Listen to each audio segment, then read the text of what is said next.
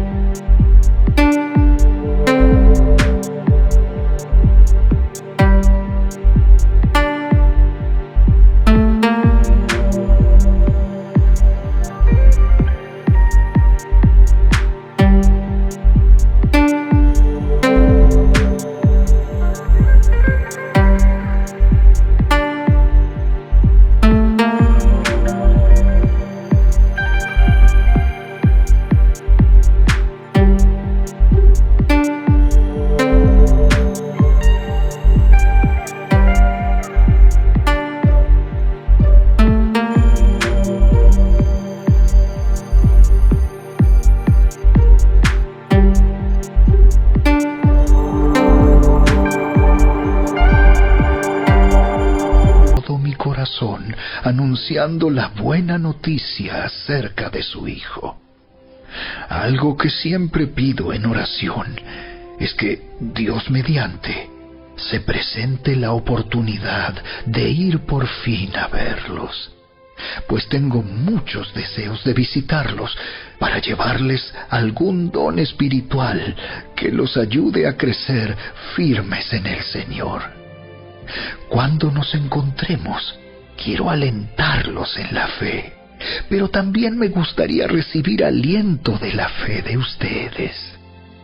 Quiero que sepan, amados hermanos, que me propuse muchas veces ir a visitarlos, pero hasta el momento me vi impedido. Mi deseo es trabajar entre ustedes y ver frutos espirituales, tal como he visto entre otros gentiles. Pues siento una gran obligación, tanto con los habitantes del mundo civilizado como con los del resto del mundo, con los instruidos y los incultos por igual.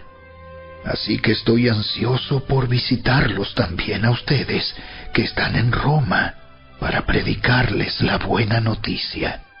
Pues no me avergüenzo de la buena noticia acerca de Cristo, porque es poder de Dios en acción para salvar a todos los que creen, a los judíos primero y también a los gentiles.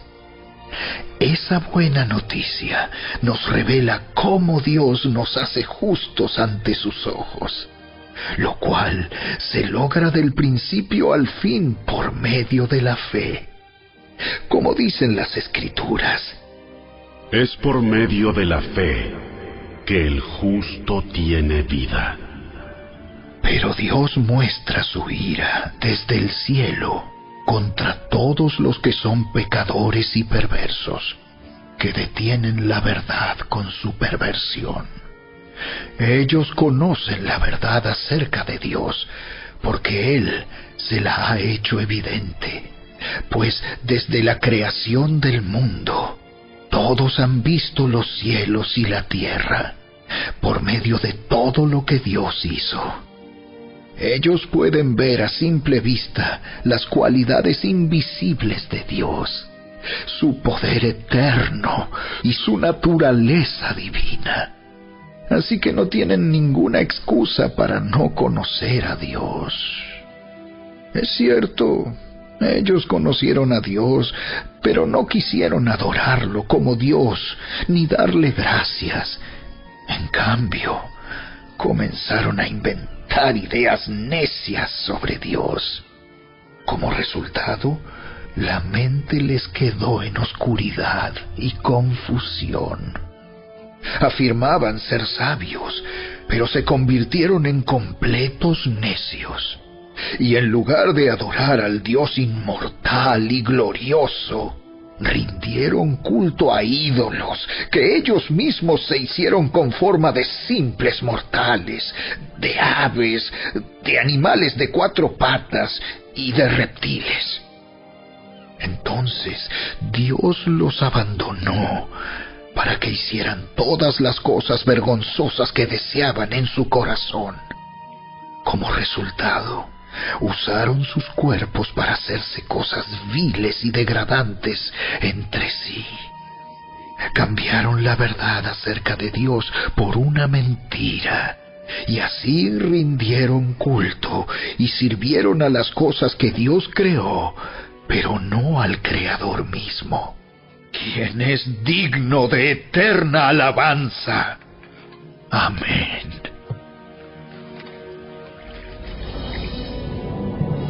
Por esa razón, Dios los abandonó a sus pasiones vergonzosas. Aún las mujeres se rebelaron contra la forma natural de tener relaciones sexuales y, en cambio, dieron rienda suelta al sexo unas con otras. Los hombres, por su parte, en lugar de tener relaciones sexuales normales con la mujer, ardieron en pasiones unos con otros. Los hombres hicieron cosas vergonzosas con otros hombres, y como consecuencia de ese pecado, sufrieron dentro de sí el castigo que merecían.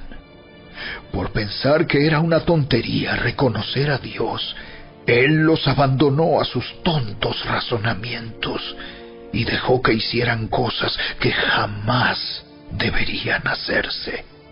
Se llenaron de toda clase de perversiones, pecados, avaricia, odio, envidia, homicidios, peleas, engaños, conductas maliciosas y chismes.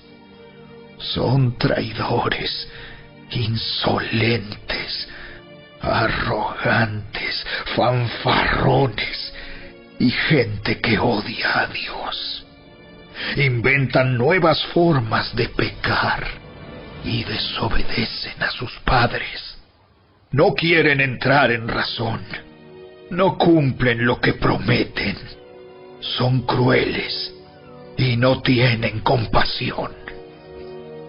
Saben bien que la justicia de Dios exige que los que hacen esas cosas merecen morir. Pero ellos igual las hacen. Peor aún, incitan a otros a que también las hagan.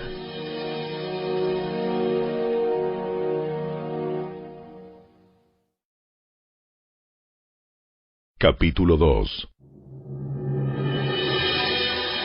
Tal vez crees que puedes condenar a tales individuos, pero tu maldad es igual que la de ellos, y no tienes ninguna excusa. Cuando dices que son perversos y merecen ser castigados, te condenas a ti mismo, porque tú, que juzgas a otros, también practicas las mismas cosas. Y sabemos que Dios, en su justicia, castigará a todos los que hacen tales cosas.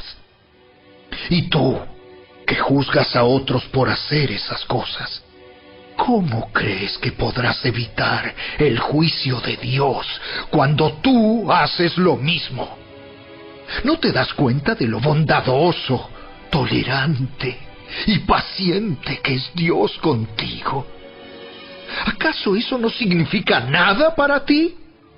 ¿No ves que la bondad de Dios ¿Es para guiarte a que te arrepientas y abandones tu pecado? Pero eres terco y te niegas a arrepentirte y a abandonar tu pecado.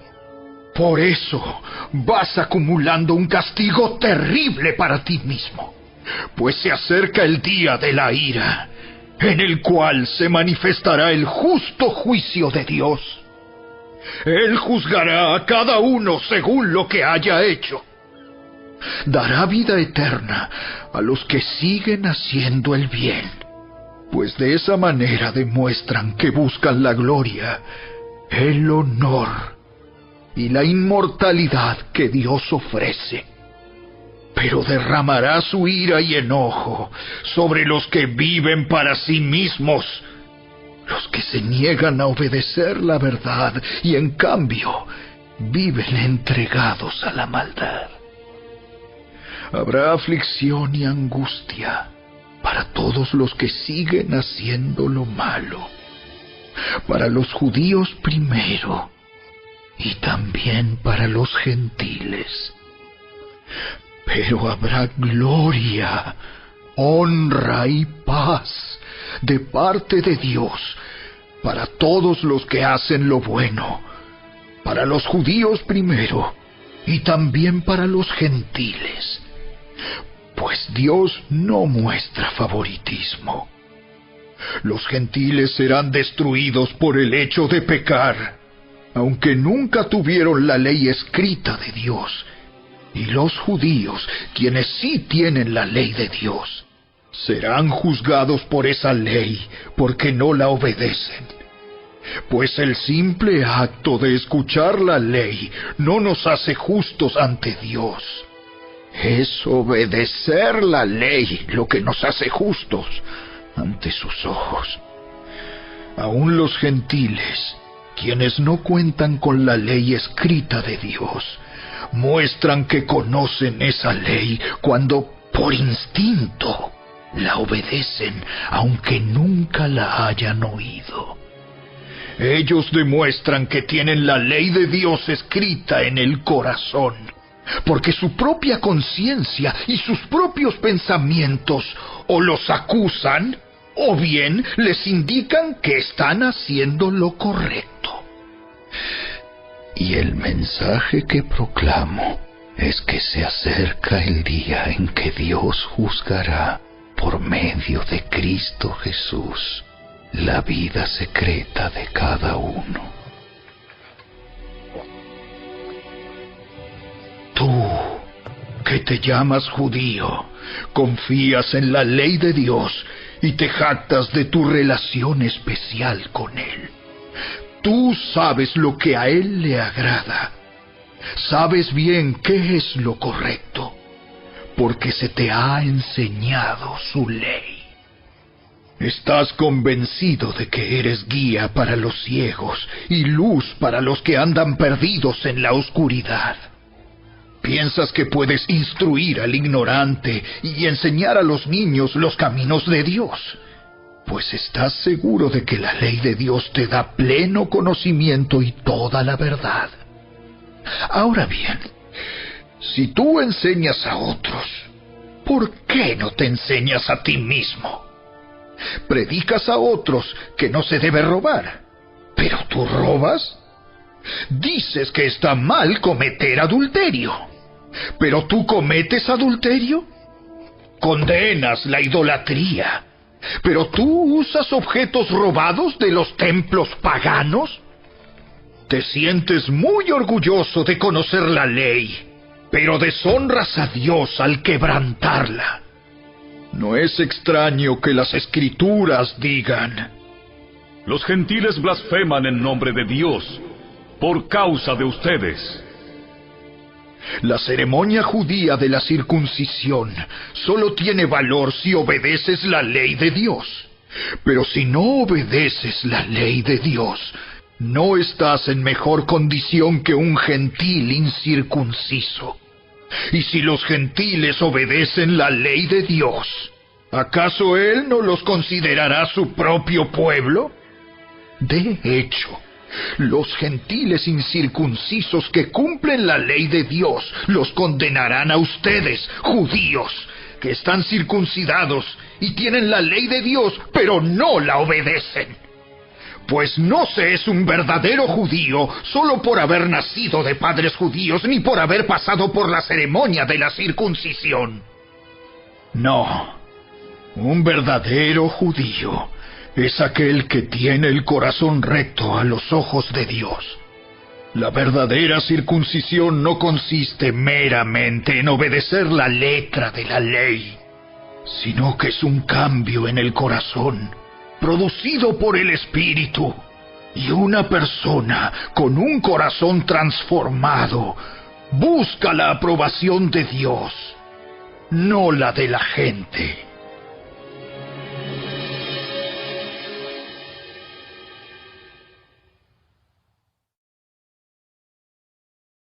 Capítulo 3.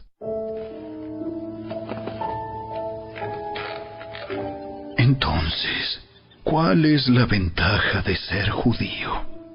¿Tiene algún valor la ceremonia de la circuncisión? Claro que sí. Tiene muchos beneficios.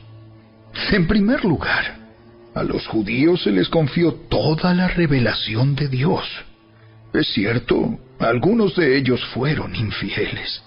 ¿Pero acaso eso significa que, porque ellos fueron infieles, Dios también será infiel?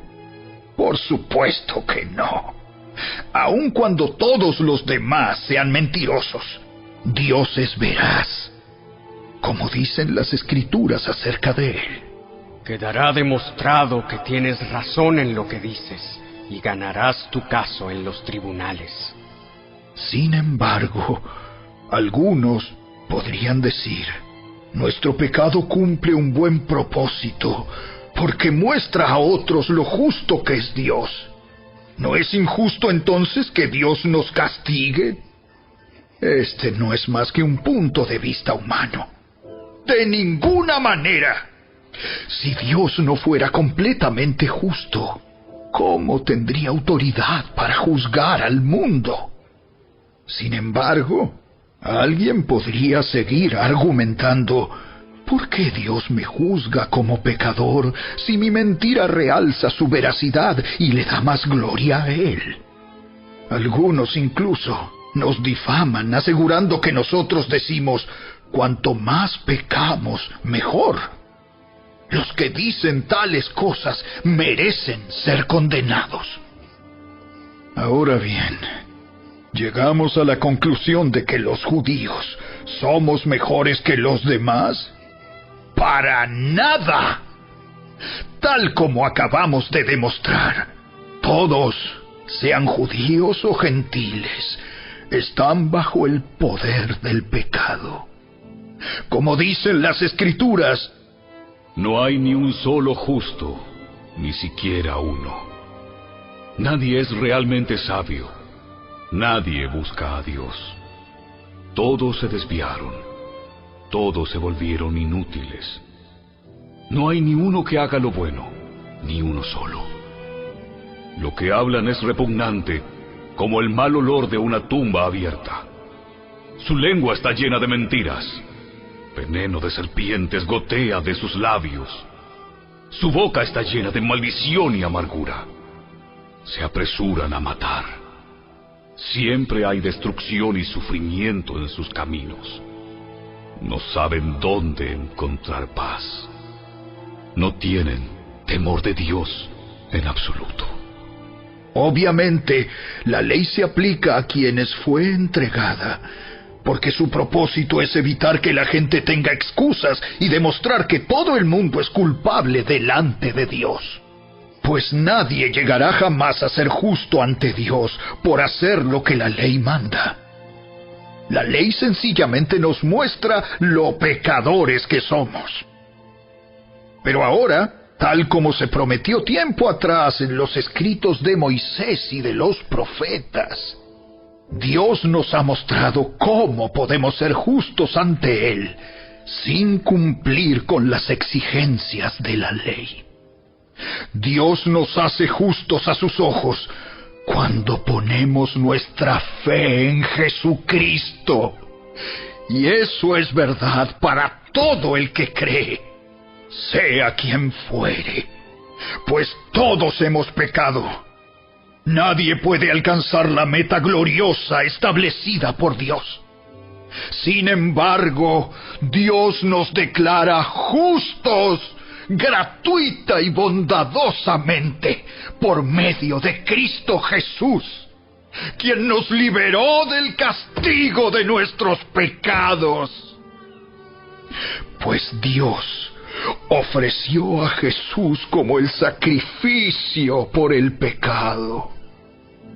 Las personas son declaradas justas a los ojos de Dios cuando creen que Jesús sacrificó su vida al derramar su sangre.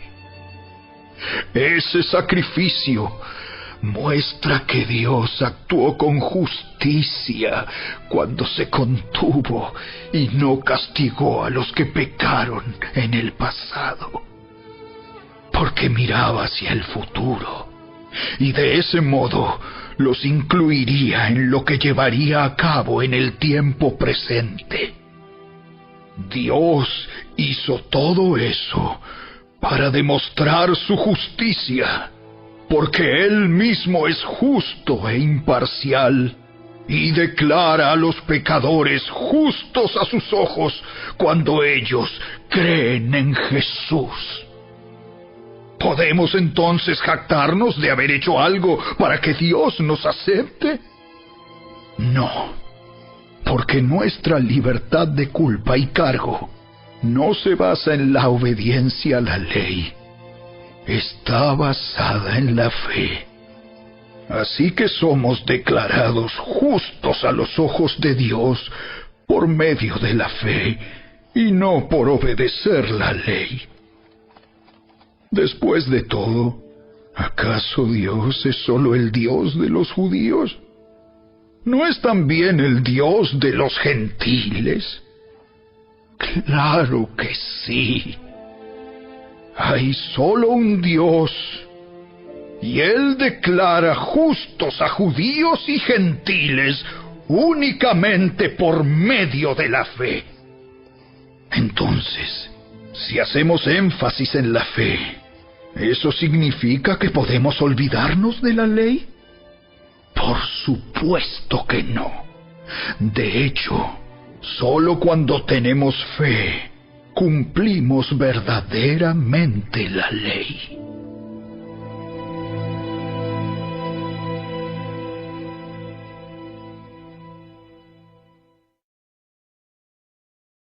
Capítulo 4. Humanamente hablando, Abraham fue el fundador de nuestra nación judía. ¿Qué descubrió él acerca de llegar a ser justo ante Dios? Que si sus buenas acciones le hubieran servido para que Dios lo aceptara, habría tenido de qué jactarse. Pero esa no era la forma de actuar de Dios, pues las Escrituras nos dicen: Abraham le creyó a Dios, y Dios lo consideró justo debido a su fe. Cuando la gente trabaja, el salario que recibe no es un regalo, sino algo que se ha ganado. Pero la gente no es considerada justa por sus acciones, sino por su fe en Dios, quien perdona a los pecadores. David también habló de lo mismo cuando describió la felicidad de los que son declarados justos sin hacer esfuerzos para lograrlo. ¡Oh, qué alegría para aquellos a quienes se les perdona la desobediencia, a quienes se les cubren los pecados! Sí, qué alegría para aquellos a quienes el Señor les borró el pecado de su cuenta. Ahora bien, ¿es esta bendición solamente para los judíos? ¿O es también para los gentiles incircuncisos? Como venimos diciendo, Dios consideró a Abraham justo debido a su fe. Pero ¿cómo sucedió esto? ¿Se le consideró justo solo después de ser circuncidado o fue antes? Es evidente que Dios aceptó a Abraham antes de que fuera circuncidado. La circuncisión era una señal de que Abraham ya tenía fe y de que Dios ya lo había aceptado y declarado justo aún antes de que fuera circuncidado.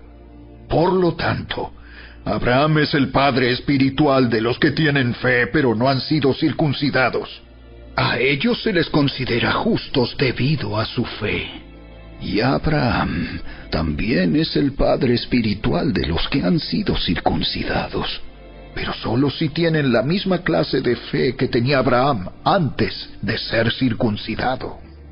Obviamente, la promesa que Dios hizo de dar toda la tierra a Abraham y a sus descendientes no se basaba en la obediencia de Abraham a la ley, sino en una relación correcta con Dios, la cual viene por la fe. Si la promesa de Dios es solo para los que obedecen la ley, entonces la fe no hace falta y la promesa no tiene sentido. Pues la ley siempre trae castigo para los que tratan de obedecerla. La única forma de no violar la ley es no tener ninguna ley para violar. Así que la promesa se recibe por medio de la fe. Es un regalo inmerecido. Y vivamos o no de acuerdo con la ley de Moisés, todos estamos seguros de recibir esta promesa si tenemos una fe como la de Abraham, quien es el padre de todos los que creen. A eso se refieren las Escrituras cuando citan lo que Dios le dijo: Te hice padre de muchas naciones. Eso sucedió porque Abraham creyó en el Dios que da vida a los muertos y crea cosas nuevas de la nada.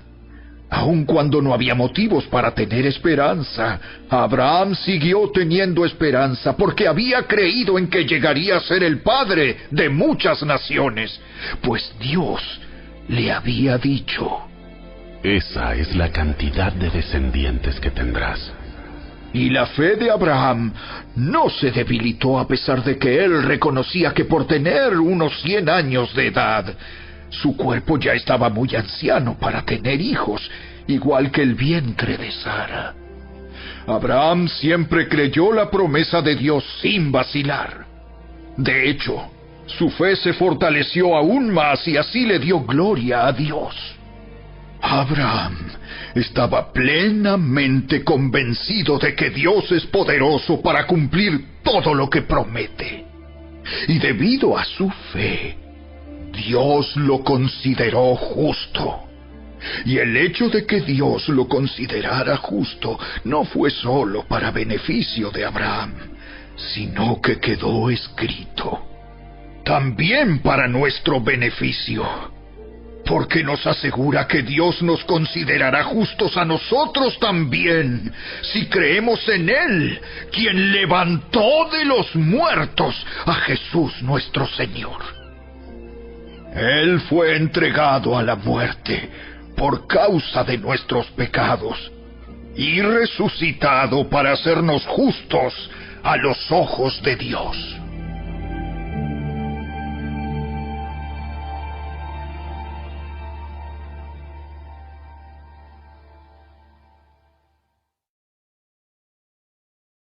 Capítulo 5.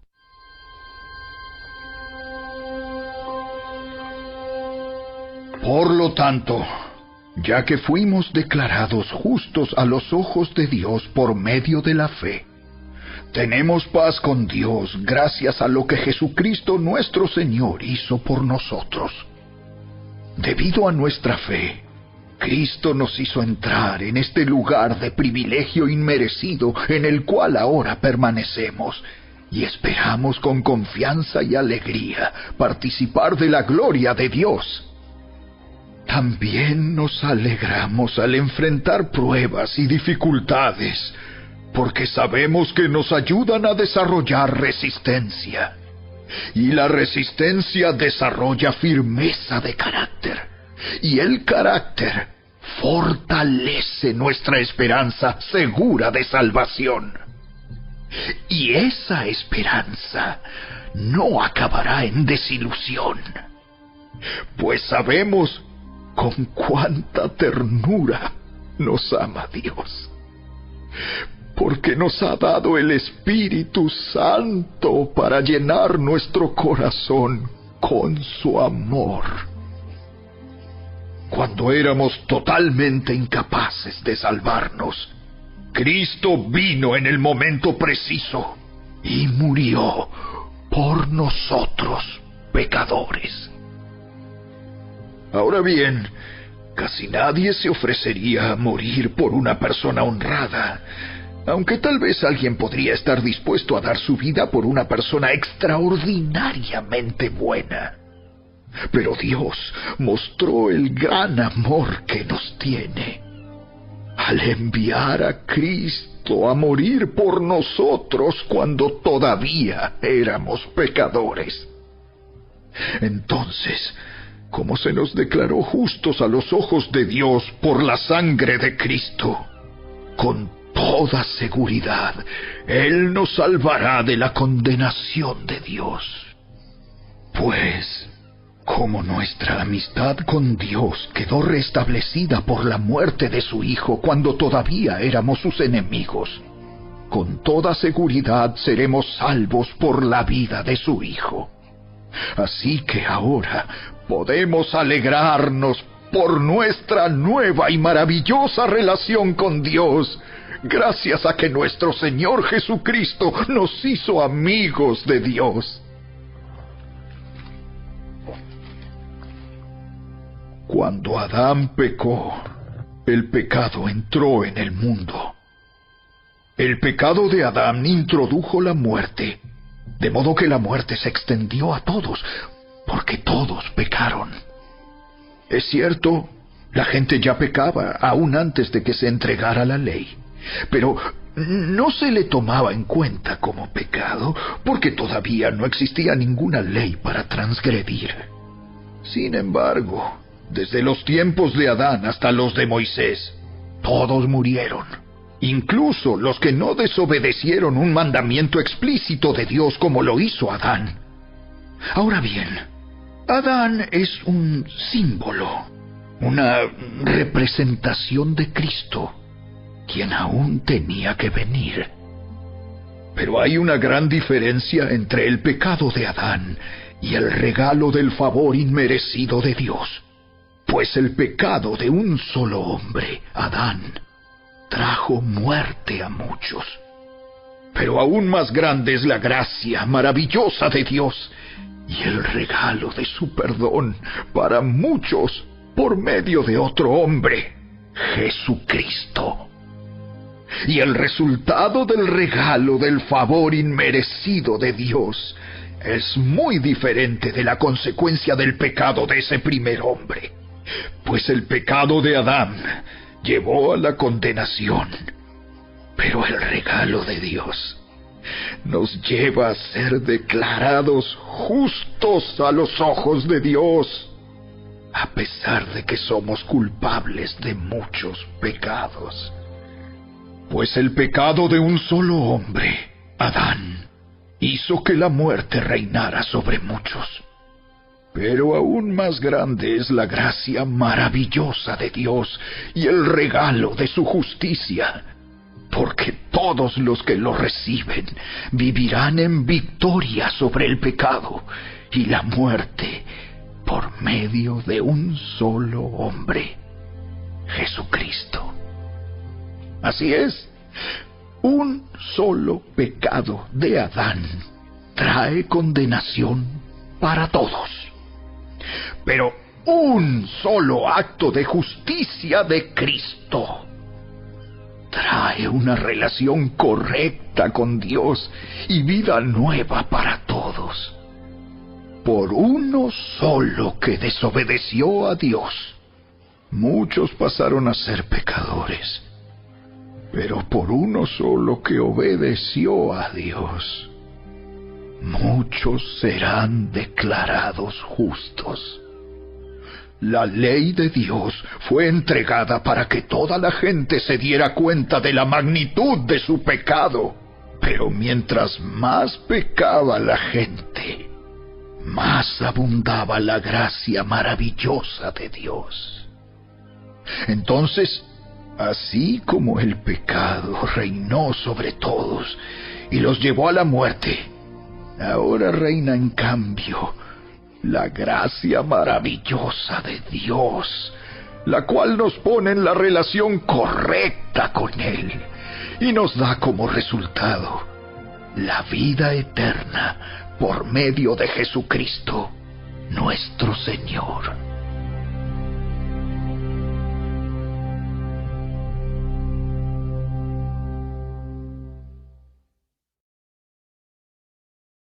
Capítulo 6. Ahora bien, ¿deberíamos seguir pecando para que Dios nos muestre más y más su gracia maravillosa? Por supuesto que no. Nosotros hemos muerto al pecado. Entonces, ¿cómo es posible que sigamos viviendo en pecado? ¿O acaso olvidaron que cuando fuimos unidos a Cristo Jesús en el bautismo, nos unimos a Él en su muerte? Pues hemos muerto y fuimos sepultados con Cristo mediante el bautismo. Y tal como Cristo fue levantado de los muertos por el poder glorioso del Padre, ahora nosotros también podemos vivir una vida nueva. Dado que fuimos unidos a Él en su muerte, también seremos resucitados como Él.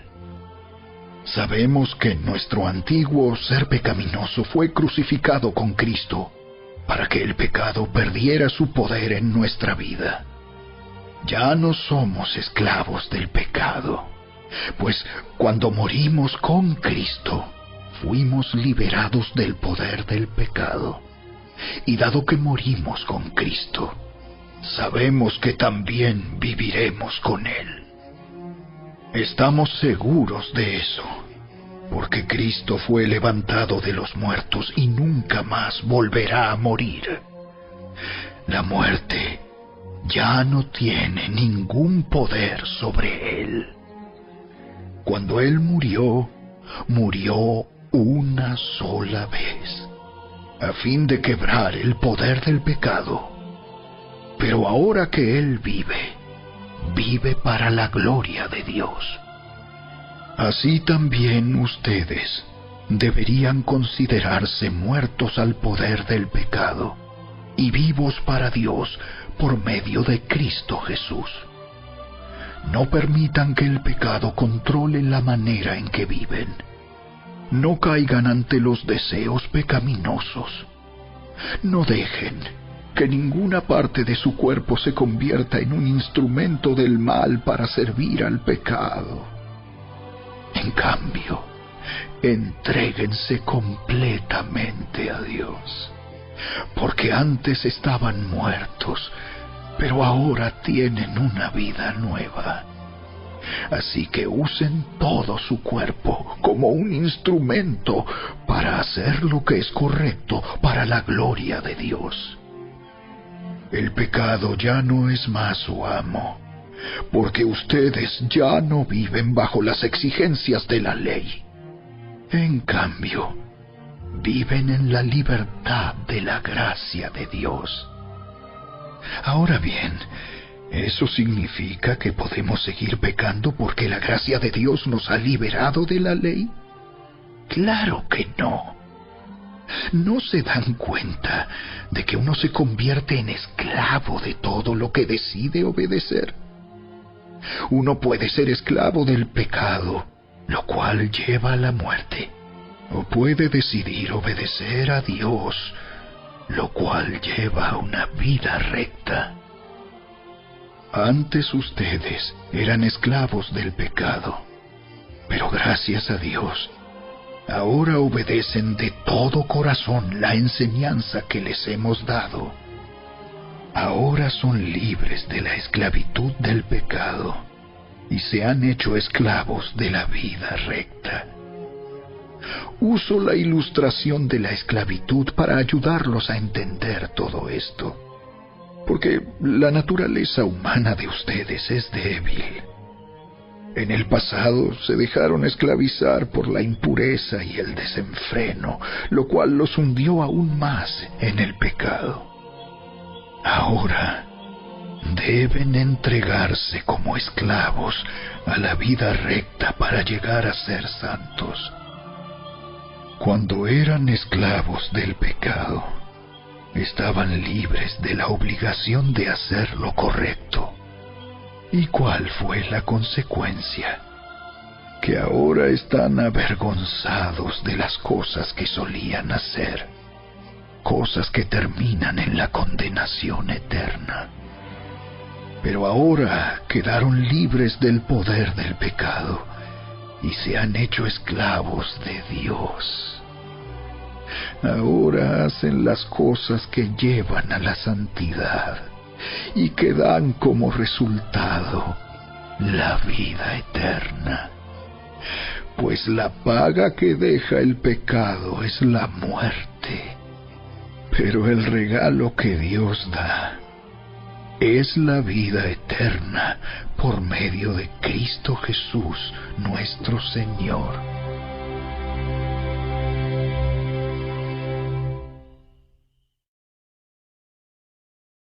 Capítulo 7. Ahora bien, amados hermanos, ustedes que conocen la ley, ¿no saben que la ley se aplica solo mientras una persona está viva? Por ejemplo, cuando una mujer se casa, la ley la une a su marido mientras él viva. Pero si él muere, las leyes del matrimonio ya no se aplican a ella. Así que mientras su marido viva, ella cometería adulterio si se casara con otro hombre. Pero si el esposo muere, ella queda libre de esa ley y no comete adulterio cuando se casa de nuevo. Por lo tanto, mis amados hermanos, la cuestión es la siguiente. Ustedes murieron al poder de la ley cuando murieron con Cristo, y ahora están unidos a aquel que fue levantado de los muertos.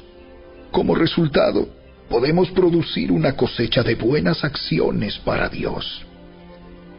Cuando vivíamos controlados por nuestra vieja naturaleza, los deseos pecaminosos actuaban dentro de nosotros, y la ley despertaba esos malos deseos que producían una cosecha de acciones pecaminosas, las cuales nos llevaban a la muerte.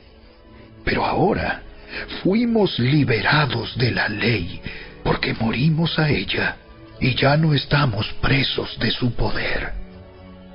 Ahora podemos servir a Dios, no según el antiguo modo que consistía en obedecer la letra de la ley, sino mediante uno nuevo, el de vivir en el Espíritu.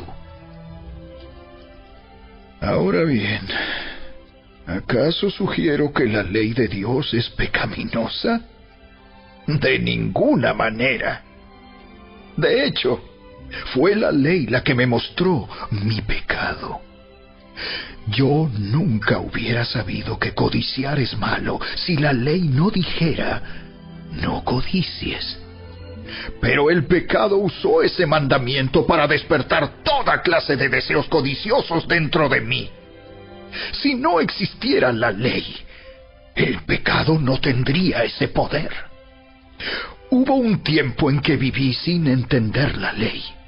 Sin embargo, cuando aprendí, por ejemplo, el mandamiento de no codiciar, el poder del pecado cobró vida, y yo morí.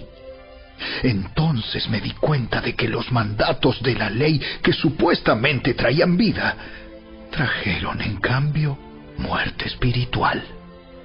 El pecado se aprovechó de esos mandatos y me engañó. Usó los mandatos para matarme. Sin embargo, la ley en sí misma es santa, y sus mandatos son santos, rectos y buenos. Pero ¿cómo puede ser? ¿Acaso la ley que es buena provocó mi muerte? Por supuesto que no. El pecado usó lo que era bueno a fin de lograr mi condena de muerte. Por eso, podemos ver qué terrible es el pecado. se vale de los buenos mandatos de Dios para lograr sus propios fines malvados. Por lo tanto, el problema no es con la ley, porque la ley es buena y espiritual. El problema está en mí, porque soy demasiado humano, un esclavo del pecado. Realmente no me entiendo a mí mismo, porque quiero hacer lo que es correcto, pero no lo hago. En cambio, hago lo que odio. Pero si yo sé que lo que hago está mal, eso demuestra que estoy de acuerdo con que la ley es buena. Entonces, no soy yo el que hace lo que está mal, sino el pecado que vive en mí. Yo sé que en mí, es decir, en mi naturaleza pecaminosa, no existe nada bueno. Quiero hacer lo que es correcto, pero no puedo.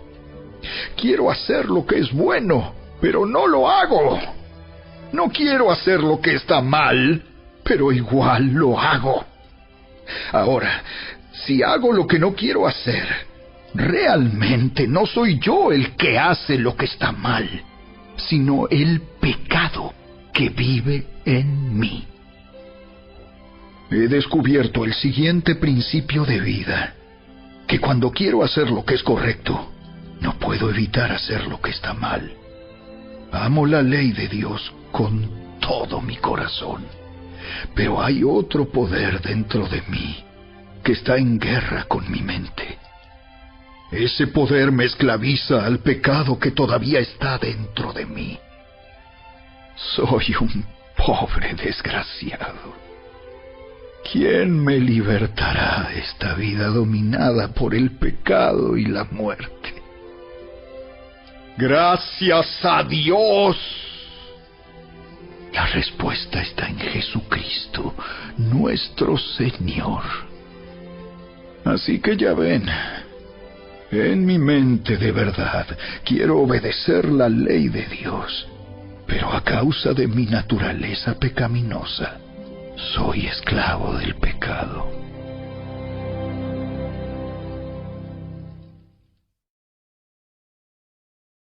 Capítulo 8. Por lo tanto, ya no hay condenación para los que pertenecen a Cristo Jesús. Y porque ustedes pertenecen a Él, el poder del Espíritu que da vida los ha libertado del poder del pecado que lleva a la muerte. La ley de Moisés no podía salvarnos, porque nuestra naturaleza pecaminosa es débil. Así que Dios hizo lo que la ley no podía hacer. Él envió a su propio Hijo en un cuerpo como el que nosotros los pecadores tenemos.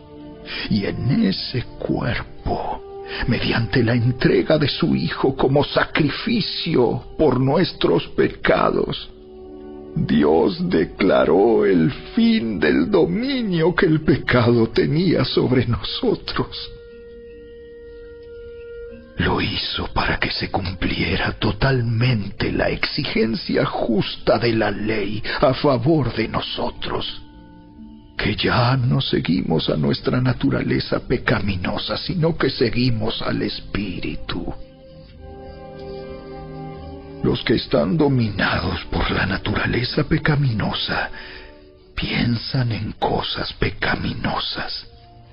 Pero los que son controlados por el Espíritu Santo piensan en las cosas que agradan al Espíritu. Por lo tanto, permitir que la naturaleza pecaminosa les controle la mente lleva a la muerte.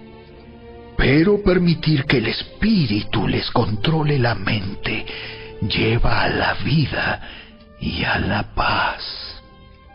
Pues la naturaleza pecaminosa es enemiga de Dios siempre. Nunca obedeció las leyes de Dios y jamás lo hará. Por eso, los que todavía viven bajo el dominio de la naturaleza pecaminosa nunca pueden agradar a Dios. Pero ustedes no están dominados por su naturaleza pecaminosa, son controlados por el Espíritu, si el Espíritu de Dios vive en ustedes. Y recuerden que los que no tienen al Espíritu de Cristo en ellos, de ninguna manera pertenecen a Él. Y Cristo vive en ustedes. Entonces, aunque el cuerpo morirá por causa del pecado, el Espíritu les da vida, porque ustedes ya fueron declarados justos a los ojos de Dios. El Espíritu de Dios, quien levantó a Jesús de los muertos, vive en ustedes. Y así como Dios levantó a Cristo Jesús de los muertos, Él dará vida a sus cuerpos mortales mediante el mismo Espíritu, quien vive en ustedes. Por lo tanto, amados hermanos, no están obligados a hacer lo que su naturaleza pecaminosa los incita a hacer, pues si viven obedeciéndola, morirán. Pero si mediante el poder del Espíritu hacen morir las acciones de la naturaleza pecaminosa, vivirán. Pues todos los que son guiados por el Espíritu de Dios son hijos de Dios. Y ustedes no han recibido un espíritu que los esclavice al miedo. En cambio, recibieron el Espíritu de Dios cuando Él los adoptó como sus propios hijos. Ahora lo llamamos Abba, Padre, pues su Espíritu se une a nuestro espíritu para confirmar que somos hijos de Dios. Así que como somos sus hijos, también somos sus herederos. De hecho, somos herederos junto con Cristo de la gloria de Dios. Pero si vamos a participar de su gloria, también debemos participar de su sufrimiento. Sin embargo, lo que ahora sufrimos no es nada comparado con la gloria que Él nos revelará más adelante. Pues toda la creación espera con anhelo el día futuro en que Dios revelará quiénes son verdaderamente sus hijos. Contra su propia voluntad, toda la creación quedó sujeta a la maldición de Dios. Sin embargo, con gran esperanza, la creación espera el día en que será liberada de la muerte y la descomposición, y se unirá a la gloria de los hijos de Dios. Pues sabemos que hasta el día de hoy, toda la creación gime de angustia, como si tuviera dolores de parto. Y los creyentes también gemimos, aunque tenemos al Espíritu Santo en nosotros como una muestra anticipada de la gloria futura, porque anhelamos que nuestro cuerpo sea liberado del pecado y el sufrimiento. Nosotros también deseamos con una esperanza ferviente que llegue el día en que Dios nos dé todos nuestros derechos como sus hijos adoptivos, incluido el nuevo cuerpo que nos prometió. Recibimos esa esperanza cuando fuimos salvos. Si uno ya tiene algo, no necesita esperarlo. Pero si deseamos algo que todavía no tenemos, debemos esperar con paciencia y confianza. Además, el Espíritu Santo nos ayuda en nuestra debilidad. Por ejemplo, nosotros no sabemos qué quiere Dios que le pidamos en oración, pero el Espíritu Santo ora por nosotros con gemidos que no pueden expresarse con palabras. Y el Padre, quien conoce cada corazón, sabe lo que el Espíritu dice, porque el Espíritu intercede por nosotros, los creyentes, en armonía con la voluntad de Dios. Y sabemos que Dios hace que todas las cosas cooperen para el bien de quienes lo aman y son llamados según el propósito que Él tiene para ellos. Pues Dios conoció a los suyos de antemano y los eligió para que llegaran a ser como su Hijo, a fin de que su Hijo fuera el hijo mayor de muchos hermanos. Después de haberlos elegido, Dios los llamó para que se acercaran a Él, y una vez que los llamó, los puso en la relación correcta con Él. Y luego de ponerlos en la relación correcta con Él, les dio su gloria. ¿Qué podemos decir acerca de cosas tan maravillosas como estas? Si Dios está a favor de nosotros, ¿quién podrá ponerse en nuestra contra? Si Dios no se guardó ni a su propio Hijo, sino que lo entregó por todos nosotros, ¿no nos dará también todo lo demás? ¿Quién se atreve a acusarnos a nosotros, a quienes Dios ha elegido para sí? Nadie, porque Dios mismo nos puso en la relación correcta con Él. Entonces, ¿quién nos condenará? Nadie, porque Cristo Jesús murió por nosotros y resucitó por nosotros, y está sentado en el lugar de honor a la derecha de Dios, e intercede por nosotros. ¿Acaso hay algo que pueda separarnos del amor de Cristo? ¿Será que Él ya no nos ama si tenemos problemas o aflicciones, si somos perseguidos o pasamos hambre, o estamos en la miseria o en peligro o bajo amenaza de muerte? Como dicen las Escrituras, por tu causa nos matan cada día, nos tratan como a ovejas en el matadero. Claro que no. A pesar de todas estas cosas, nuestra victoria es absoluta por medio de Cristo, quien nos amó. Y estoy convencido de que nada podrá jamás separarnos del amor de Dios.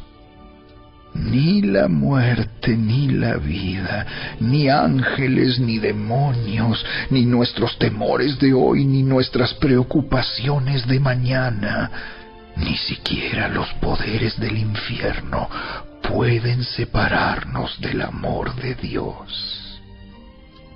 Ningún poder en las alturas ni en las profundidades, de hecho, nada en toda la creación podrá jamás separarnos del amor de Dios, que está revelado en Cristo Jesús, nuestro Señor.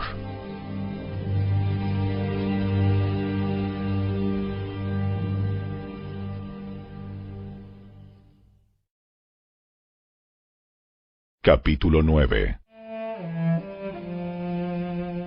Con Cristo de testigo, hablo con toda veracidad.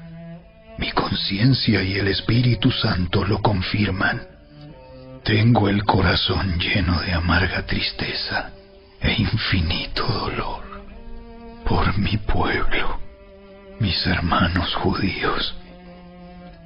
Yo estaría dispuesto a vivir bajo maldición para siempre, separado de Cristo, si eso pudiera salvarlos. Ellos son el pueblo de Israel, elegidos para ser los hijos adoptivos de Dios. Él les reveló su gloria, hizo pactos con ellos y les entregó su ley. Les dio el privilegio de adorarlo y de recibir sus promesas maravillosas. Abraham, Isaac y Jacob son los antepasados de los israelitas, y Cristo mismo era israelita en cuanto a su naturaleza humana. Y Él es Dios, el que reina sobre todas las cosas, y es digno de eterna alabanza. Amén. Ahora bien, ¿acaso Dios no cumplió su promesa a Israel? No, porque no todos los que nacen en la nación de Israel son en verdad miembros del pueblo de Dios. Ser descendientes de Abraham no los hace verdaderos hijos de Abraham, pues las Escrituras dicen: Isaac es el hijo mediante el cual procederán tus descendientes. Aunque Abraham también tuvo otros hijos, eso significa que no todos los descendientes naturales de Abraham son necesariamente hijos de Dios. Solo los hijos de la promesa son considerados hijos de Abraham, pues Dios había prometido: volveré dentro de un año, y Sara tendrá un hijo. Ese hijo fue nuestro antepasado Isaac. Cuando se casó con Rebeca, ella dio a luz mellizos. Sin embargo, antes de que nacieran, antes de que pudieran hacer algo bueno o malo, ella recibió un mensaje de Dios. Este mensaje demuestra que Dios elige a la gente según sus propósitos. Él llama a las personas, pero no según las buenas o malas acciones que haya hecho. Se le dijo: tu hijo mayor servirá a tu hijo menor. Como dicen las Escrituras: tendré misericordia de quien yo quiera, y mostraré compasión con quien yo quiera. ¿Estamos diciendo entonces que Dios fue injusto? Por supuesto que no. Pues Dios le dijo a Moisés: amé a Jacob, pero rechacé a Esaú. Por lo tanto, es Dios quien decide tener misericordia. No depende de nuestro deseo, ni de nuestro esfuerzo, pues las Escrituras cuentan que Dios le dijo al faraón: te he designado con el propósito específico de exhibir mi poder en ti y dar a conocer mi fama por toda la tierra. Así que, como ven, Dios decide tener misericordia de algunos y también decide endurecer el corazón de otros para que se nieguen a escuchar. Ahora bien, ustedes podrían decir: ¿por qué Dios culpa a las personas por no responder? ¿Acaso no hicieron sencillamente lo que Él les exige que hagan? No, no digan eso. ¿Quién eres tú, simple ser humano, para discutir con Dios? ¿Acaso el objeto creado puede preguntarle a su creador: ¿por qué me has hecho así? Cuando un alfarero hace vasijas de barro, ¿no tiene derecho a usar del mismo trozo de barro para hacer una vasija de adorno y otra para arrojar basura? De la misma manera, aunque Dios tiene el derecho de mostrar su enojo y su poder, Él es muy paciente con aquellos que son objeto de su enojo, los que están destinados para destrucción. Lo hace para que las riquezas de su gloria brillen con mucha más intensidad sobre aquellos a quienes les tiene misericordia, los que preparó de antemano para gloria. Y nosotros estamos entre los que Él eligió, ya sea del grupo de los judíos o de los gentiles. Con respecto a los gentiles, Dios dice en la profecía de Oseas: a los que no eran mi pueblo, ahora los llamaré mi pueblo, y amaré a los que antes no amaba. Y también dice: en el lugar donde se les dijo: ustedes no son mi pueblo, allí serán llamados hijos del Dios viviente. Con respecto a Israel, el profeta Isaías clamó: aunque los hijos de Israel son tan numerosos como la arena a la orilla del mar, solo un remanente se salvará, pues el Señor ejecutará su sentencia sobre la tierra, sin demora y de manera terminante. Y lo mismo dijo Isaías en otro lugar: Si el Señor de los ejércitos celestiales no hubiera perdonado la vida a unos cuantos de nuestros hijos, habríamos sido exterminados como Sodoma y destruidos como Gomorra. ¿Qué significa todo esto? Aunque los gentiles no trataban de seguir las normas de Dios, fueron declarados justos a los ojos de Dios. Y eso sucedió por medio de la fe.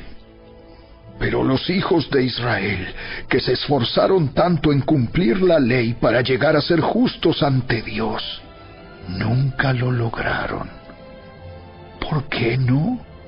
Porque trataban de hacerse justos ante Dios por cumplir la ley en lugar de confiar en Él. Tropezaron con la gran piedra en su camino. Dios se lo advirtió en las Escrituras cuando dijo: Pongo en Jerusalén una piedra que hace tropezar a muchos, una roca que los hace caer. Pero todo el que confíe en Él jamás será avergonzado.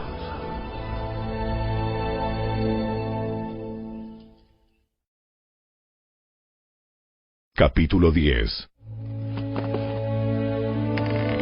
Amados hermanos, el profundo deseo de mi corazón y mi oración a Dios es que los israelitas lleguen a ser salvos. Yo sé que ellos tienen un gran entusiasmo por Dios, pero es un fervor mal encausado, pues no entienden la forma en que Dios hace justas a las personas ante Él. Se niegan a aceptar el modo de Dios y en cambio se aferran a su propio modo de hacerse justos ante Él tratando de cumplir la ley. Sin embargo, Cristo ya cumplió el propósito por el cual se entregó la ley. Como resultado, a todos los que creen en Él se les declara justos a los ojos de Dios. Pues Moisés escribe que la ley exige obediencia a todos sus mandatos para que una persona llegue a ser justa ante Dios. Pero el modo de la fe para hacernos justos ante Dios dice: no digas en tu corazón: ¿quién subirá al cielo para hacer bajar a Cristo a la tierra? Ni tampoco digas: ¿quién descenderá al lugar de los muertos para volver a Cristo de nuevo a la vida? En realidad, dice, el mensaje está muy al alcance de la mano. Está en tus labios y en tu corazón. Y ese mensaje es el mismo mensaje que nosotros predicamos acerca de la fe. Si declaras abiertamente que Jesús es el Señor y crees en tu corazón que Dios lo levantó de los muertos, serás salvo. Pues es por creer en tu corazón que eres declarado justo a los ojos de Dios, y es por declarar abiertamente tu fe que eres salvo. Como nos dicen las Escrituras, todo el que confíe en Él jamás será avergonzado. No hay diferencia entre los judíos y los gentiles en ese sentido. Ambos tienen al mismo Señor, quien da con generosidad a todos los que lo invocan. Pues todo el que invoque el nombre del Señor será salvo. Pero ¿cómo pueden ellos invocarlo para que los salve si no creen en Él? ¿Y cómo pueden creer en Él si nunca han oído de Él? ¿Y cómo pueden oír de Él a menos que alguien se lo diga? ¿Y cómo irá alguien a contarles sin ser enviado? Por eso, las Escrituras dicen: ¡qué hermosos son los pies de los mensajeros que traen buenas noticias! Sin embargo, no todos aceptan la buena noticia, porque el profeta Isaías dijo: Señor, ¿quién ha creído nuestro mensaje?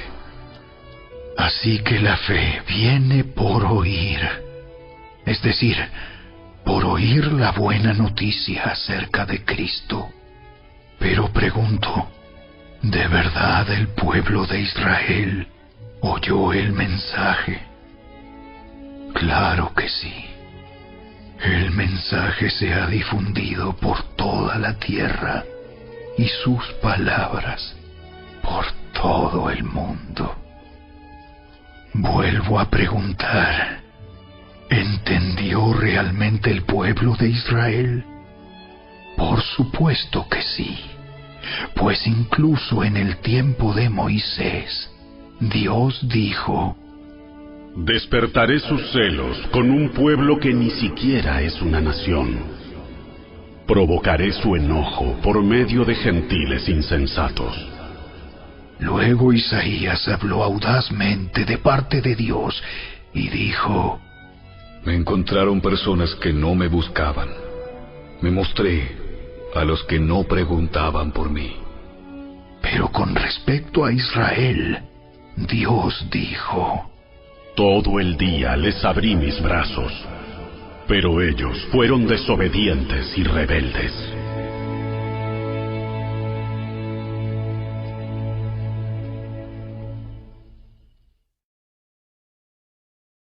Capítulo 11.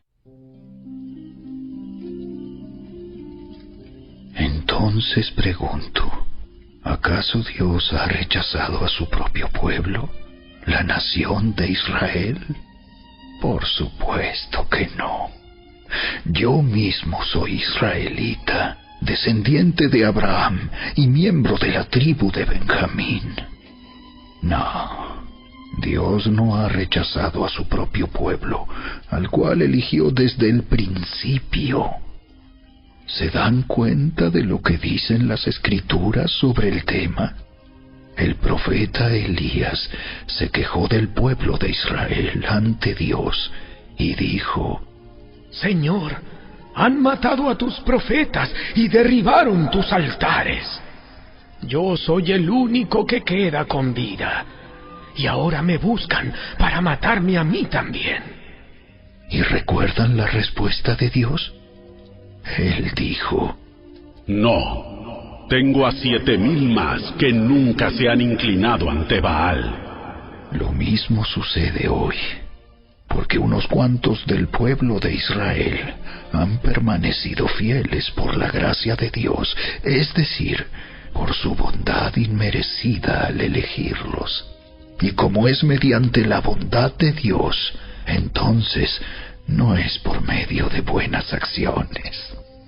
Pues en ese caso, la gracia de Dios no sería lo que realmente es: gratuita e inmerecida. Así que la situación es la siguiente. La mayoría del pueblo de Israel no ha encontrado el favor de Dios que tanto busca. Unos cuantos sí lo han encontrado, los que Dios ha elegido, pero el corazón de los demás fue endurecido. Como dicen las Escrituras, Dios los hizo caer en un sueño profundo. Hasta el día de hoy les ha cerrado los ojos para que no vean, y les ha tapado los oídos para que no oigan. También David dijo: que su mesa de abundancia se convierta en una trampa, en un engaño que los lleve a pensar que todo está bien, que sus bendiciones los hagan tropezar y que reciban su merecido, que sus ojos queden ciegos para que no puedan ver y que la espalda se les encorve para siempre. ¿Acaso el pueblo de Dios tropezó y cayó sin posibilidad de recuperarse? De ninguna manera. El pueblo fue desobediente. Por eso Dios puso la salvación al alcance de los gentiles. Sin embargo, Él quería que su propio pueblo sintiera celos y la reclamara para sí.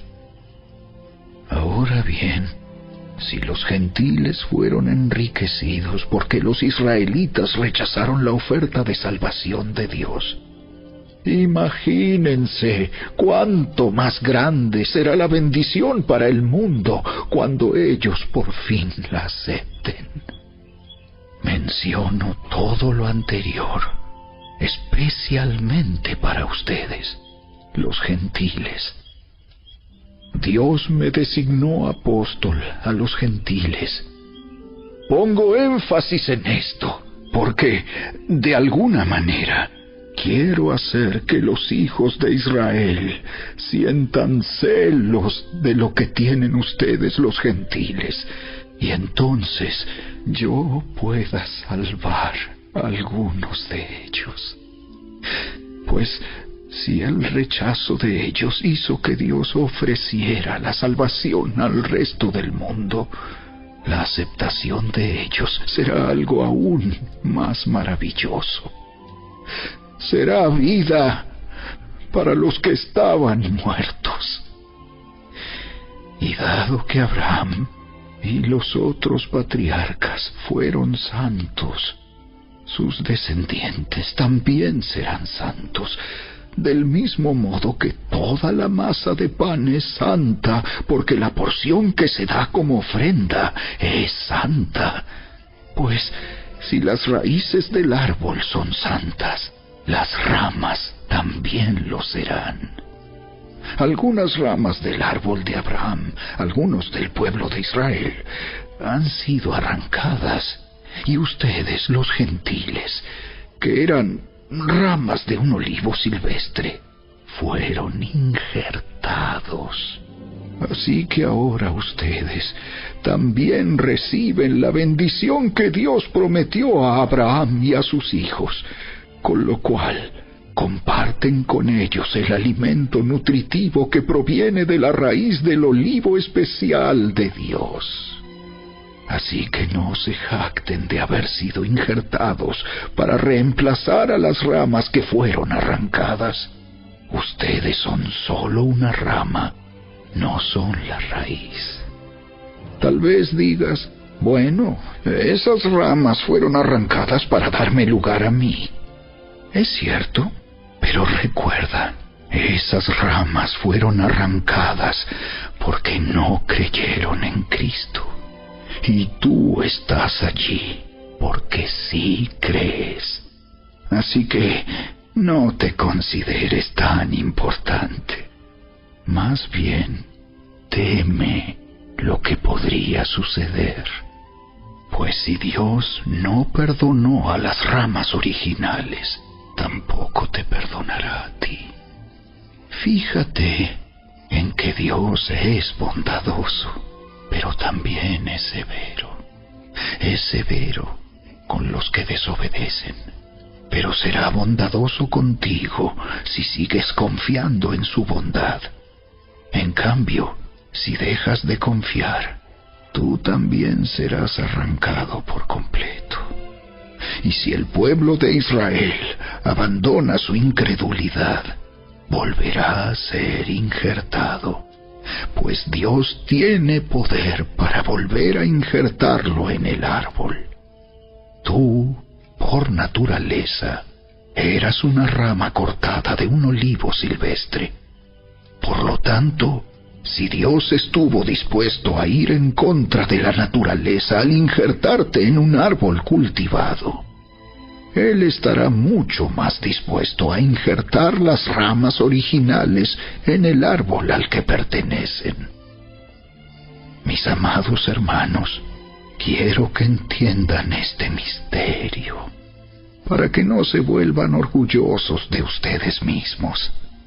Parte del pueblo de Israel tiene el corazón endurecido, pero eso solo durará hasta que se complete el número de gentiles que aceptarán a Cristo. Y entonces todo Israel será salvo, como dicen las Escrituras. El que rescata vendrá de Jerusalén y apartará a Israel de la maldad. Y mi pacto con ellos es que quitaré sus pecados. Muchos del pueblo de Israel ahora son enemigos de la buena noticia, y eso los beneficia a ustedes, los gentiles, porque eligió a los antepasados Abraham, Isaac y Jacob, pues los dones de Dios y su llamado son irrevocables. Ustedes, los gentiles, antes eran rebeldes contra Dios, pero cuando el pueblo de Israel se rebeló contra él, Dios tuvo misericordia de ustedes y no de ellos. Ahora ellos son los rebeldes, y a ustedes Dios les mostró su misericordia para que ellos también participen de la misericordia de Dios. Pues Dios encarceló a todos en la desobediencia para poder tener misericordia de todos. ¡Qué grande es la riqueza, la sabiduría y el conocimiento de Dios! Es realmente imposible para nosotros entender sus decisiones y sus caminos. Pues, ¿quién puede conocer los pensamientos del Señor? ¿Quién sabe lo suficiente para aconsejarlo? ¿Y quién le ha entregado tanto para que Él tenga que devolvérselo? Pues todas las cosas provienen de Él y existen por su poder y son para su gloria. A Él sea toda la gloria por siempre. Amén.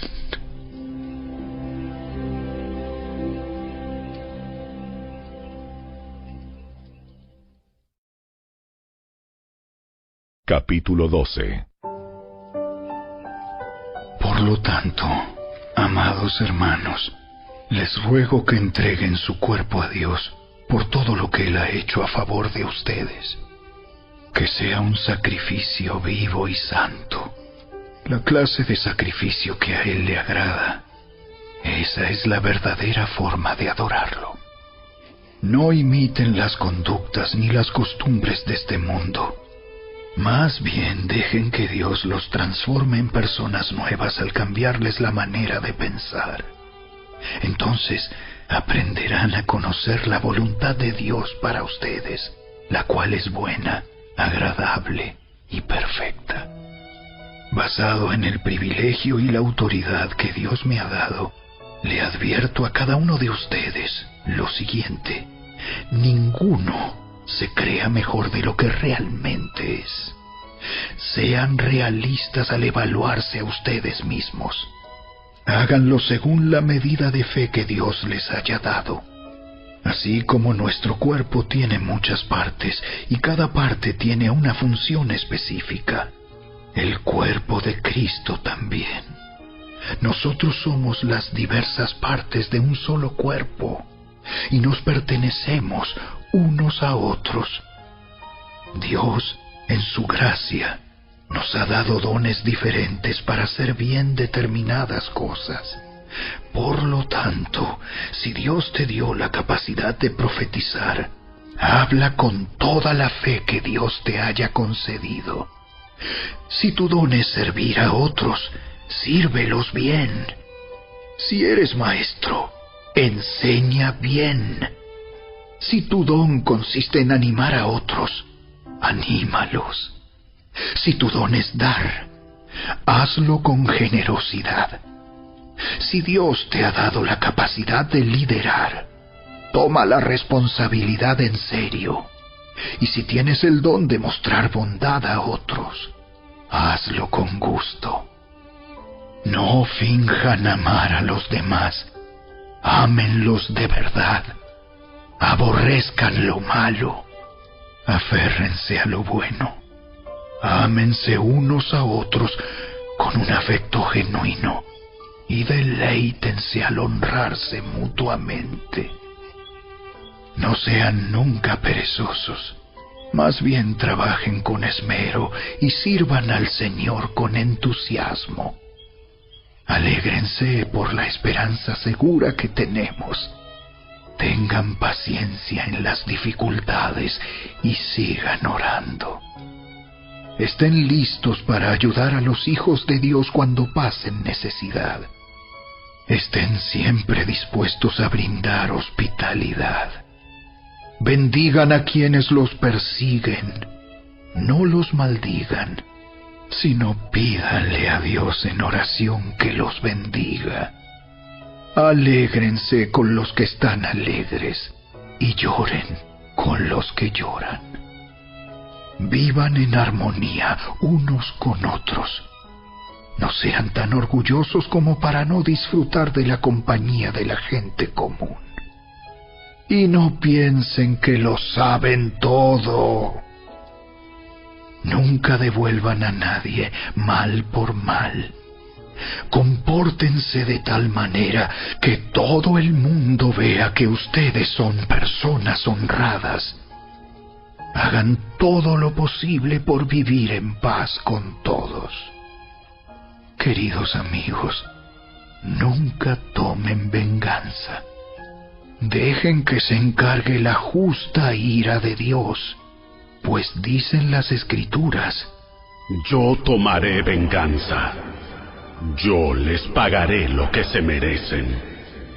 En cambio, si tus enemigos tienen hambre, dales de comer. Si tienen sed, dales de beber. Al hacer esto, amontonarás carbones encendidos de vergüenza sobre su cabeza. No dejen que el mal los venza. Más bien, venzan el mal haciendo el bien.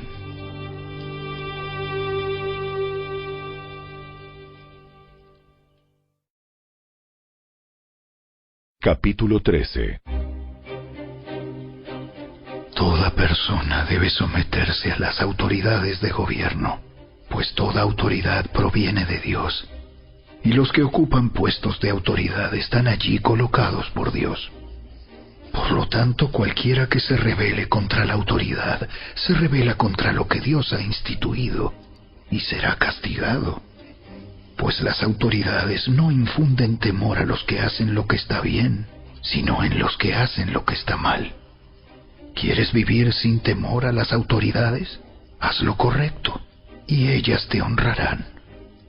Las autoridades están al servicio de Dios para tu bien.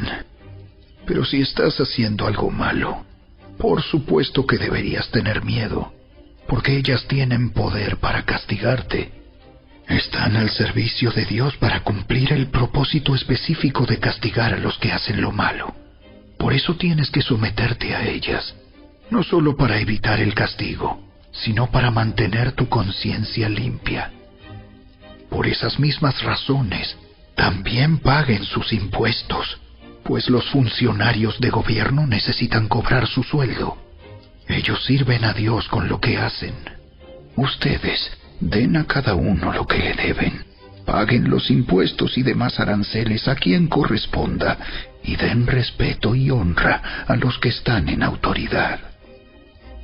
No deban nada a nadie, excepto el deber de amarse unos a otros. Si aman a su prójimo, cumplen con las exigencias de la ley de Dios, pues los mandamientos dicen: no cometas adulterio, no cometas asesinato, no robes, no codicies. Estos y otros mandamientos semejantes se resumen en uno solo: ama a tu prójimo como a ti mismo. El amor no hace mal a otros, por eso el amor cumple con las exigencias de la ley de Dios. Esto es aún más urgente, porque ustedes saben que es muy tarde. El tiempo se acaba. Despierten, porque nuestra salvación ahora está más cerca que cuando recién creímos. La noche ya casi llega a su fin. El día de la salvación amanecerá pronto. Por eso, dejen de lado sus actos oscuros, como si se quitaran ropa sucia, y pónganse la armadura resplandeciente de la vida recta. Ya que nosotros pertenecemos al día, vivamos con decencia a la vista de todos. No participen en la oscuridad de las fiestas desenfrenadas y de las borracheras, ni vivan en promiscuidad sexual e inmoralidad, ni se metan en peleas, ni tengan envidia. Más bien, vístanse con la presencia del Señor Jesucristo y no se permitan pensar en formas de complacer los malos deseos.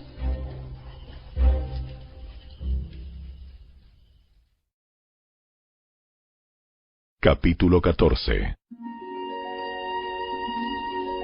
Acepten a los creyentes que son débiles en la fe y no discutan acerca de lo que ellos consideran bueno o malo.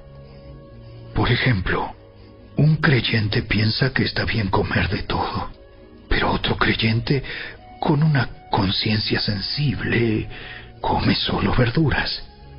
Los que se sienten libres para comer de todo no deben menospreciar a los que no sienten la misma libertad.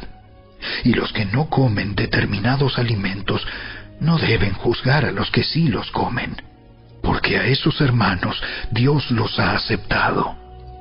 ¿Quién eres tú para juzgar a los sirvientes de otro? Su amo dirá si quedan en pie o caen, y con la ayuda del Señor quedarán en pie y recibirán la aprobación de Él. Del mismo modo, algunos piensan que un día es más sagrado que otro, mientras que otros creen que todos los días son iguales. Cada uno debería estar plenamente convencido de que el día que elija es aceptable. Los que adoran al Señor un día en particular lo hacen para honrarlo a Él. Los que comen toda clase de alimentos lo hacen para honrar al Señor, ya que le dan gracias a Dios antes de comer. Y los que se niegan a comer ciertos alimentos también quieren agradar al Señor y le dan gracias a Dios. Pues no vivimos para nosotros mismos, ni morimos para nosotros mismos. Si vivimos, es para honrar al Señor. Y si morimos, es para honrar al Señor. Entonces, tanto si vivimos como si morimos, pertenecemos al Señor. Cristo murió y resucitó con este propósito: ser Señor de los vivos y de los muertos. ¿Por qué entonces juzgas a otro creyente? ¿Por qué menosprecias a otro creyente? Recuerda que todos estaremos delante del tribunal de Dios, pues dicen las Escrituras: tan cierto como que yo vivo, toda rodilla se doblará ante mí, y toda lengua declarará lealtad a Dios. Es cierto, cada uno de nosotros tendrá que responder por sí mismo ante Dios. Así que dejemos de juzgarnos unos a otros. Por el contrario, propónganse vivir de tal manera que no causen tropiezo ni caída a otro creyente. Yo sé y estoy convencido por la autoridad del Señor Jesús que ningún alimento en sí mismo está mal. Pero si alguien piensa que está mal comerlo, entonces para esa persona está mal.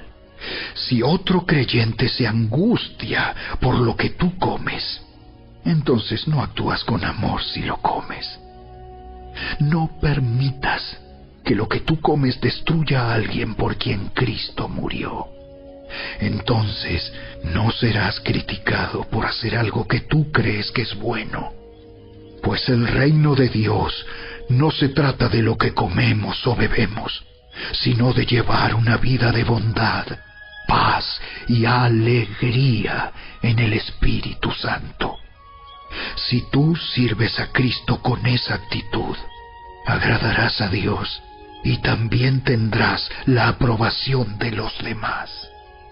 Por lo tanto, procuremos que haya armonía en la iglesia y tratemos de edificarnos unos a otros. No destruyas la obra de Dios a causa de lo que comes.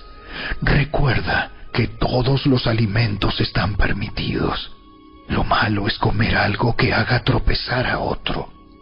Es mejor no comer carne, ni beber vino, ni hacer ninguna otra cosa que pudiera causar que otro creyente tropiece. Tal vez crees que no hay nada malo en lo que haces, pero manténlo entre tú y Dios. Benditos son los que no se sienten culpables por hacer algo que han decidido que es correcto. Pero si tienes dudas acerca de si debes o no comer algo en particular, entonces es pecado comerlo, pues no eres fiel a tus convicciones. Si haces algo que crees que está mal, pecas.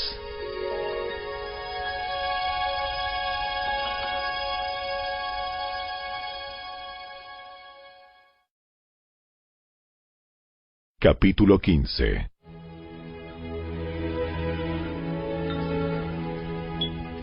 Los que somos fuertes debemos tener consideración de los que son sensibles a este tipo de cosas. No debemos agradarnos solamente a nosotros mismos. Deberíamos ayudar a otros a hacer lo que es correcto y edificarlos en el Señor, pues ni siquiera Cristo vivió para agradarse a sí mismo.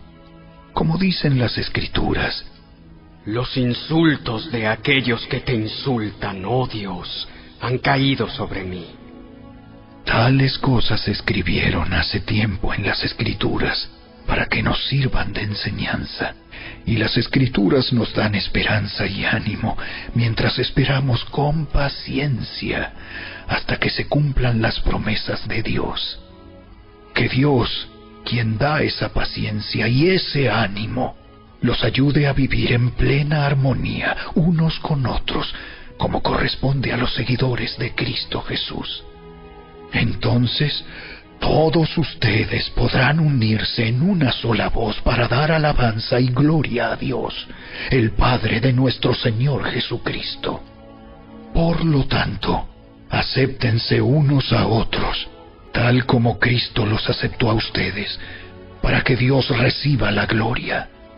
Recuerden que Cristo vino a servir a los judíos para demostrar que Dios es fiel a las promesas que les hizo a los antepasados de ellos.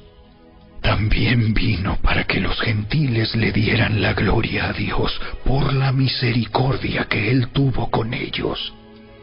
A eso se refería el salmista cuando escribió: Por eso te alabaré entre los gentiles, cantaré alabanzas a tu nombre. Y en otro lugar está escrito: Alégrense con su pueblo, oh gentiles. Y además: alaben al Señor todos ustedes los gentiles, todos los pueblos de la tierra, alábenlo. Y en otro lugar, Isaías dijo: El heredero del trono de David vendrá y reinará sobre los gentiles. Ellos pondrán su esperanza en él. Le pido a Dios, fuente de esperanza, que los llene completamente de alegría y paz, porque confían en Él. Entonces rebosarán de una esperanza segura mediante el poder del Espíritu Santo. Mis amados hermanos, estoy plenamente convencido de que ustedes están llenos de bondad. Conocen estas cosas tan bien que pueden enseñárselas unos a otros. Aún así, me atreví a escribirles sobre algunos de estos temas porque sé que lo único que necesitan es recordarlos, pues por la gracia de Dios, soy un mensajero especial de Cristo Jesús, enviado a ustedes los gentiles.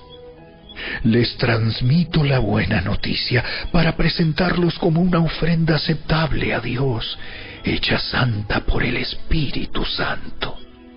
Así que tengo razón de estar entusiasmado por todo lo que Cristo Jesús ha hecho por medio de mí al servir a Dios.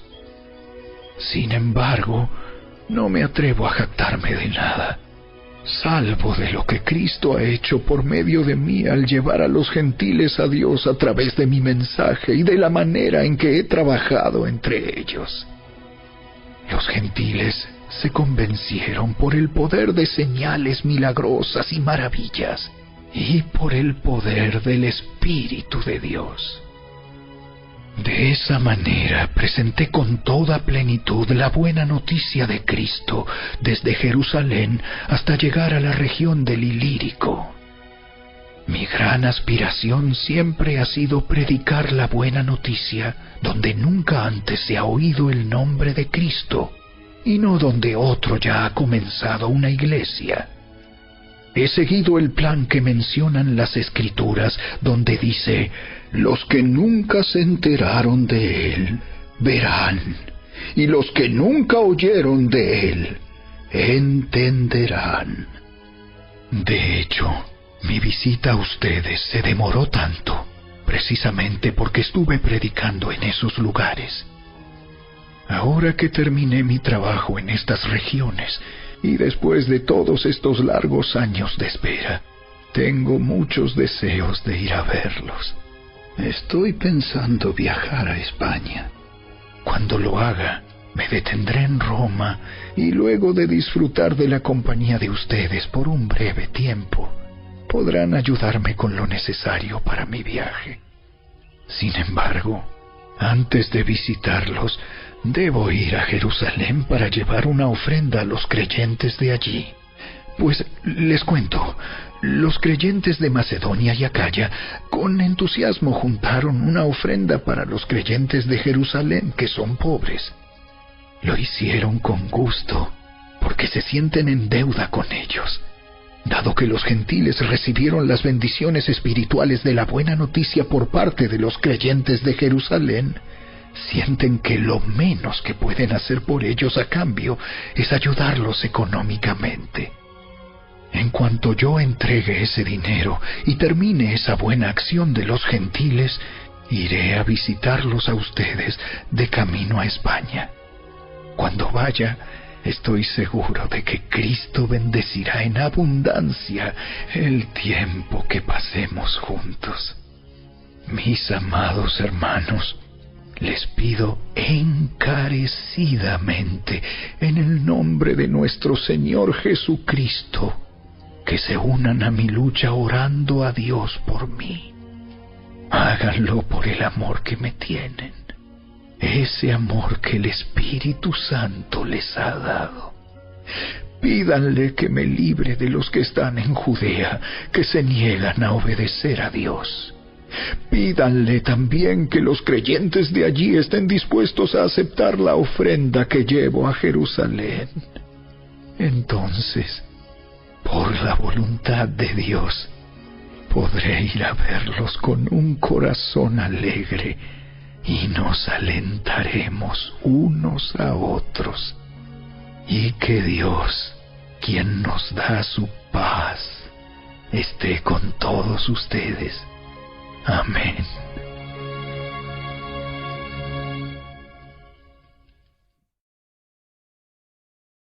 Capítulo 16. Les encomiendo a nuestra hermana Febe, quien es diaconisa de la iglesia en Cencrea. Recíbanla en el Señor como digna de honra en el pueblo de Dios.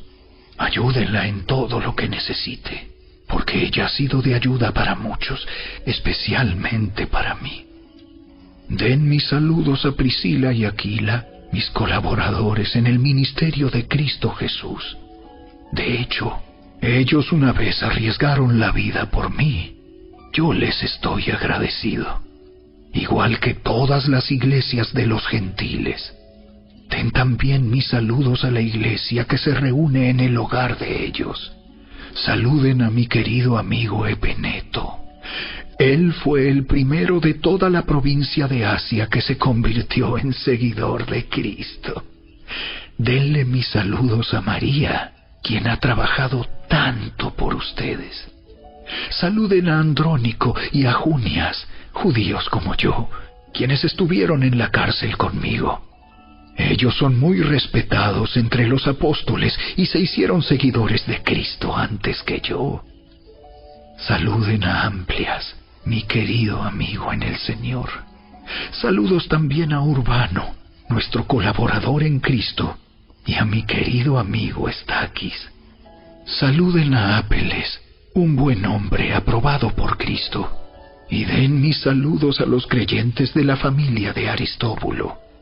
Saluden a Herodión, judío como yo.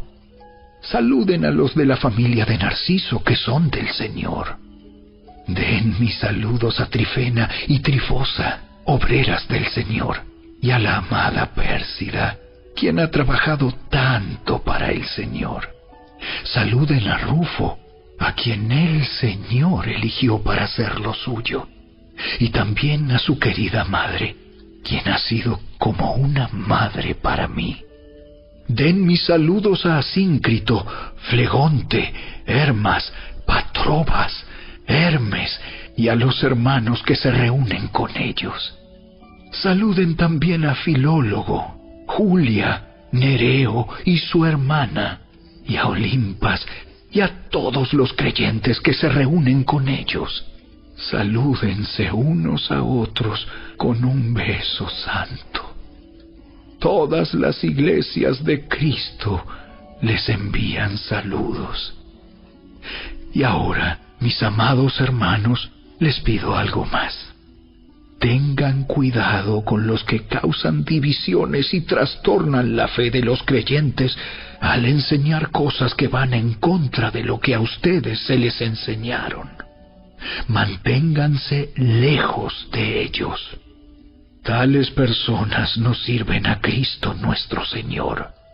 Sirven a sus propios intereses. Con palabras suaves y halagos engañan a la gente inocente. Pero todos saben que ustedes son obedientes al Señor. Eso me llena de alegría. Quiero que sean sabios para hacer lo que está bien y sigan siendo inocentes en cuanto a toda clase de mal. El Dios de paz pronto aplastará a Satanás bajo los pies de ustedes. Que la gracia de nuestro Señor Jesús sea con ustedes. Timoteo, mi compañero de trabajo, les manda saludos, igual que Lucio, Jasón y Sosípater, judíos como yo. Yo, Tercio, quien escribo esta carta de parte de Pablo, también les envío mis saludos como uno de los seguidores del Señor. Los saluda Gayo, él es quien me hospeda, y también recibe en su casa a toda la iglesia. Les envía saludos Erasto, el tesorero de la ciudad, y también el hermano Cuarto. Que toda la gloria sea para Dios, quien puede fortalecerlos tal como expresa la buena noticia. En ese mensaje acerca de Jesucristo se ha revelado su plan para ustedes, los gentiles. Un plan que estuvo guardado en secreto desde el principio del tiempo. Pero ahora, tal como lo predijeron los profetas y el Dios eterno lo ha ordenado, ese mensaje se da a conocer a todos los gentiles en todas partes, para que ellos también puedan creer y obedecerlo a Él. Toda la gloria sea para el único sabio Dios eternamente, por medio de Jesucristo. Amén.